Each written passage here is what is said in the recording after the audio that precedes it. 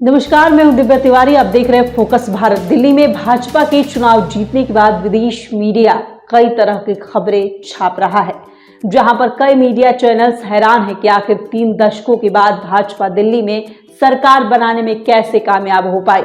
और इसको लेकर तमाम अखबारों ने अपने अपने ओपिनियन पोल्स यानी संपादकीय छापे हैं, जिसमें कई लोगों ने कई तरह की बातें की हैं। इस वीडियो में हम जानेंगे कि विदेशी मीडिया ने दिल्ली चुनाव को कैसे कवर किया है और साथ ही क्या क्या जो खबरें हैं जो दिल्ली चुनाव को लेकर छपी है।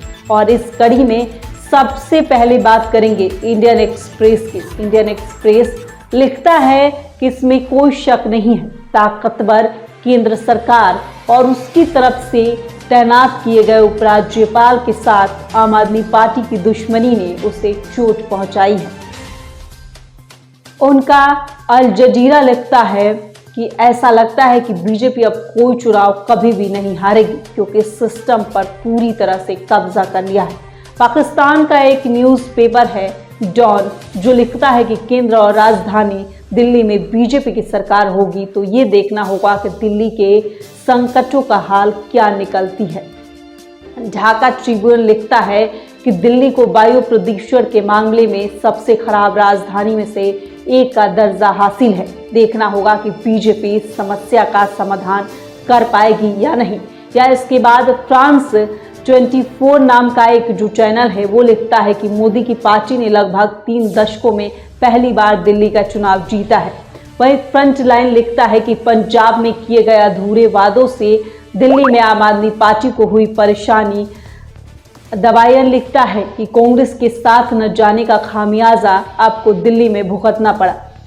द प्रिंट लिखता है कि दिल्ली चुनाव नतीजों में आपकी हार का गलत आकलन ना करें, ये लोकतंत्र के लिए घातक होगा। दी गार्जियन लिखता है कि पिछले साल लोकसभा में आपने अपने दम पर बहुमत हासिल करने में नाकाम रही बीजेपी के लिए दिल्ली का विधानसभा चुनाव एक बड़े बूस्टर की तरफ देखा जा रहा है।